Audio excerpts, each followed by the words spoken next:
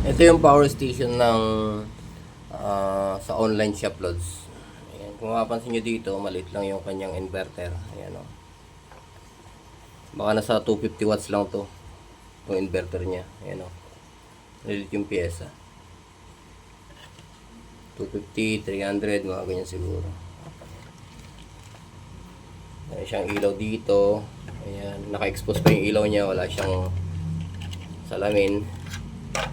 Dito naman yung control. Meron siyang LCD dito na maliit.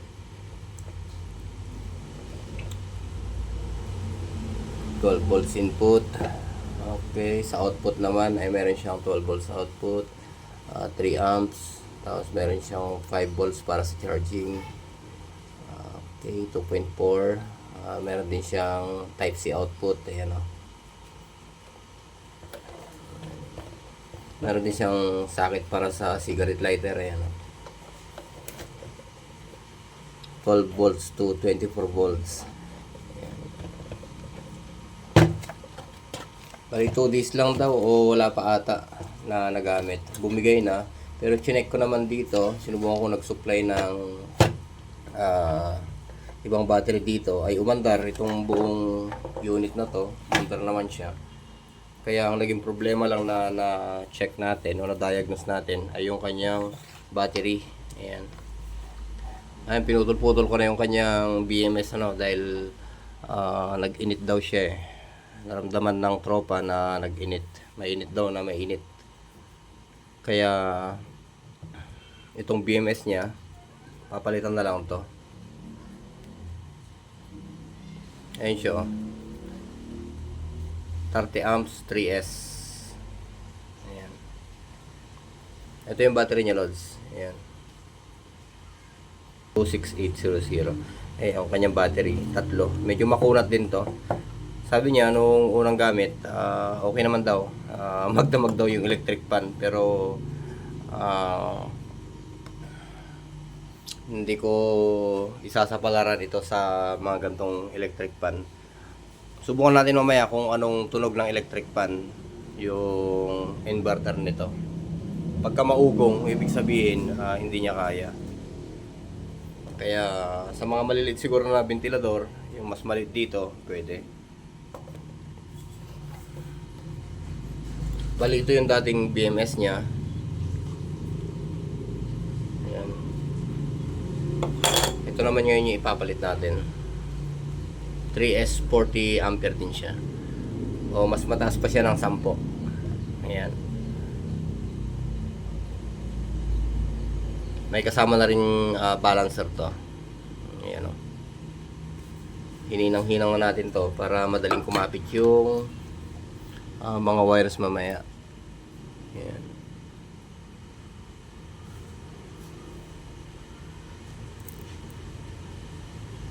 Dito ay nag-add na rin tayo ng mga wire sa battery. Ayan o.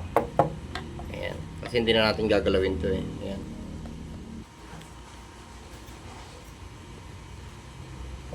Sa paglalagay ng BMS load, madali lang naman sundan yan eh. Ayan. Mag-uumpisa ka sa 0, tapos 4 volts, isang battery na yan. Sumunod ay 8 volts, dalawang battery na yan. Yung sumunod ay 12.6, pangatlong battery na yan. Kasi hindi naman permis na 3 volts lang itong battery na to. Kung minsan nagiging 3.7, nagiging 4.2. Ayan. Okay. Dahil sa nag-overheat yung kanyang BMS na dati o nag-short, ayan, tulakan na rin natin yung mga fuse nito.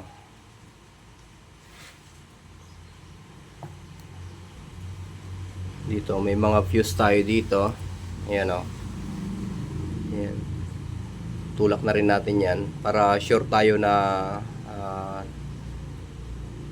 buo pa yung mga battery o mayroong output na magaganap. Kasi pagka na-short yung BMS kung minsan o pagka nakadetect ng short itong battery na ganito, mapa 18650 o mga ganito, ay mayroon siyang fuse banda dito. Ito yung lumulobo para hindi na magtuloy yung short circuit, hindi na masusunog yung mga wires. Ayan.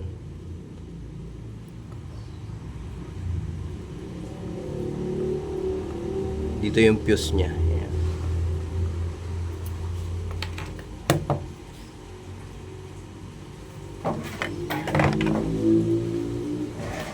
Check ngayon natin yan kung mayroon na siyang output. Okay. Ayun, meron na siyang output, Lodi. 12, 1, 2, 3, 4. Meron pa siyang 12.4 and a half. Ayan. 12.4.5. So, ibig sabihin, buhay na yung ating battery. Ayan.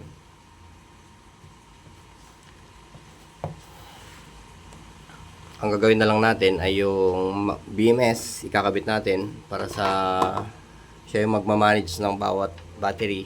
Ayan. Kasi hindi pwede kasi yung dati nating ginagawa nung hindi pa uso yung mga BMS na yan. Yung mga battery, o ibig kong sabihin, madalang pang mabili o mahirap pang bumili ng mga BMS. Yung ginagawa kasi ng araw, isa, dalawa, tatlo, pinagsisiris yan, tapos dito china-charge. Ayan. Hindi pwede kasi yon kasi nga yung charging ay paikot-ikot lang na ganun. Hindi nakukuha talaga yung charging ng bawat battery cell. Kaya laking pasalamat natin sa BMS. Ayan. Siya yung kumukontrol bawat battery. Kung halimbawa ay itong hirila na to, para dito sa kabila, itong kabilang hirila naman ay dito. Ayan. Kung halimbawa ma-full charge na yung isang battery at hindi pa gaano napupuno yung mga ibang battery, hihinto na yung pag-charge dito sa kabila at yung isang battery naman yung asikasuhin ng BMS para mapuno kahit din dito. Ibig kong sabihin, binabalance niya. Kaya nga itong BMS na to, salamat din tayo at meron siyang balancer. Siya yung nagbabalance ng bawat karga ng battery. Ayan. Subukan nating ikabit to, Lodi.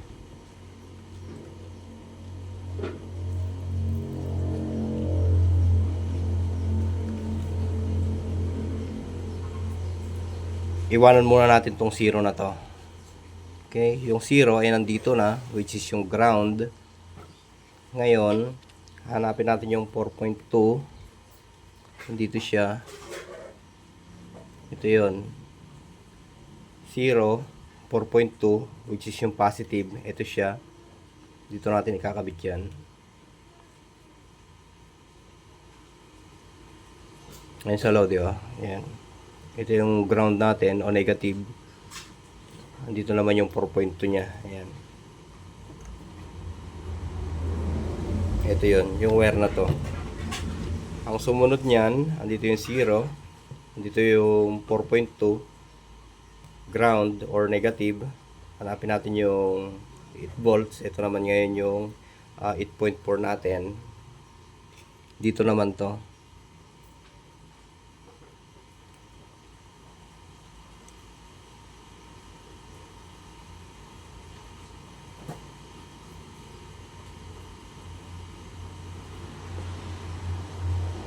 Okay.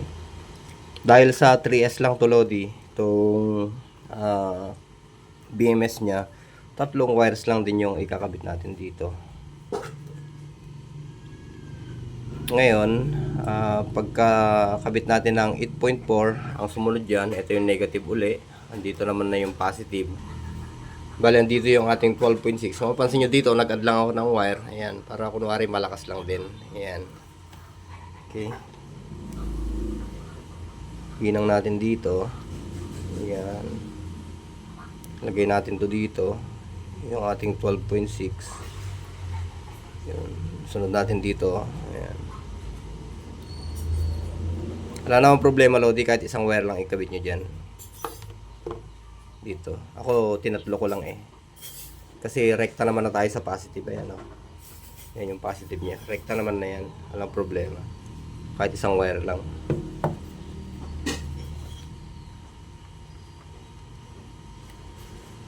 Bali na kumpleto na natin yung kanyang wirings. Yung ito na lang. So may 0. Connect na natin yan. For safety lang naman kaya naiwan yung 0 na yan.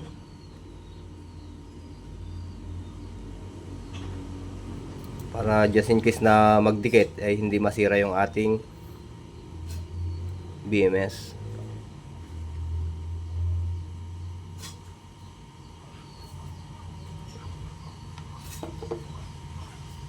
Yun. Ito yung ating negative. Ayan.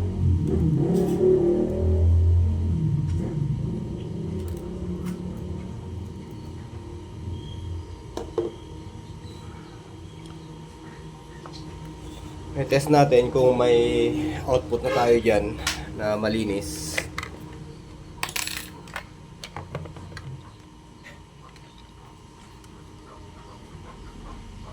Okay, meron na tayong 12.1, 2, 3, 4, 12.4.5. Tapos check natin sa may battery naman.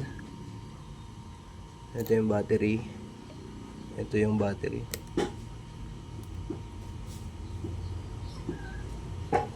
12, 1, 2, 3, 4, 12.4.5. Okay na siya, lods. Active na yung battery ulit. Kasi kung sira yung BMS, walang output yan, mapaparalyze yung negative. Ayan. Yung negative ang mawawala pagka nasira to. So far ay okay naman, wala namang pag-init. Ngayon ay subukan nating ilagay dito sa power station na to. Ito yung mga generic lang na power station. Pero kung maalagaan mo to ay okay naman. Dito muna natin siya ilagay. Tsaka na lang natin balutin to, Lodi. I-test muna natin.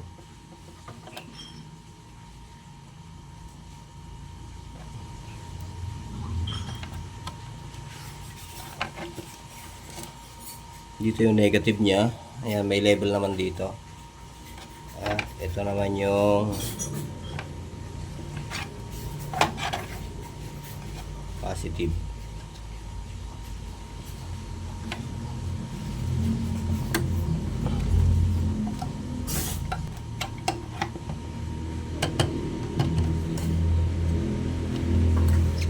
Hawakan muna natin yung battery.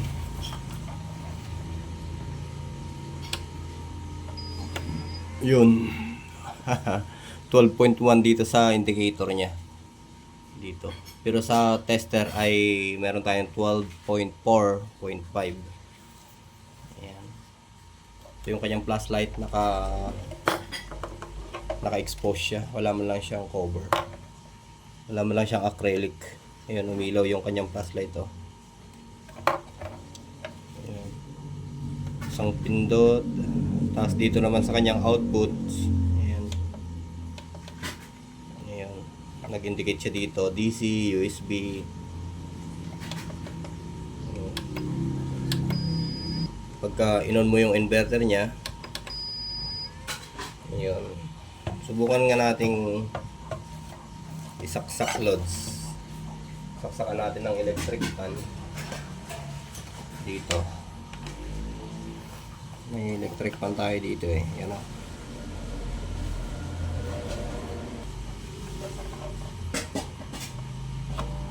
Yun o. Mandar yung electric fan, loads. 11.7. Siguro ay lowbat na rin yung battery. Kailangan din sigurong i-charge yan. Yung battery niya. Yan o. 11.7 na lang. 11. Yan, tama. 7. Pero kung marinig nyo dito sa electric fan ay maugong yung makina niya. Ayan.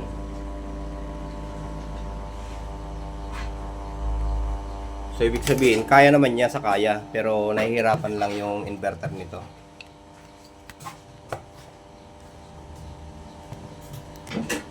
Umuugong pa rin siya eh.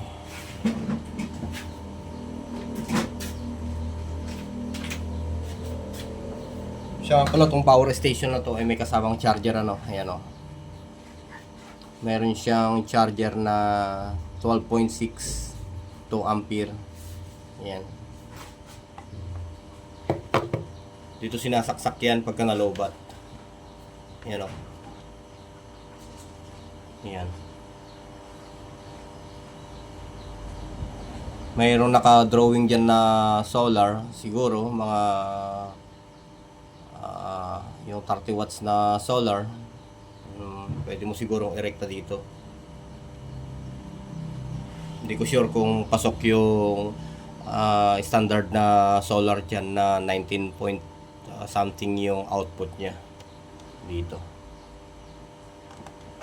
Wala namang kasamang solar daw to eh. Ito lang daw. Yan, tinanggal na natin yung ventilador. Kumandar naman ng ilang minuto ata yung ventilador. Kaya naman yan, Lods. Kaya lang maingay lang talaga sa ventilador. Yung makina ng ventilador ay maingay. Pero kung pang ilaw-ilaw mo to sa bahay, pang charge sa mga cellphone, ay pasok na rin to. Sabi naman ni Tropa ay nagamit niya yung ventilador daw. Kaya malakas nga yan eh, magdamag. Kaya nga lang, ilang araw pa lang, o kinabukasan siguro daw, ay bumigay na daw. Nilagay daw niya sa likod ng sasakyan para gagamitin sana kasi may lakad sila. Pero nung kinuha niya daw to, hinawakan niya ay sobrang init na. Ayan. Tapos chinek natin to ay may shorted. Tapos yung mga battery ay umangat, nag-protect yung battery sa dalawa, tatlo. Dalawa ata yung nag-protect. Pero dinikitan naman na natin yan. Ibig kong sabihin, tinulakan na natin para mag-contact uli yung fuse niya. Pero dinouble check pa rin natin. Nagtulak pa rin tayo dito. So, okay na yan. Kung halimbawa masira yung mga 3S na ganito, na BMS ng mga power station na, halimbawa may nakuha ko yung mga ganyang power station din. Kung masira ay pwedeng ilagay ito. Ayan. Itong ganyang model ng BMS. Ayan.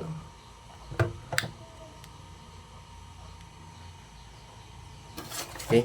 So hanggang dito muna, Lods, para dito sa power station na to. Ayan o. Makasindi pa pala. Ayan.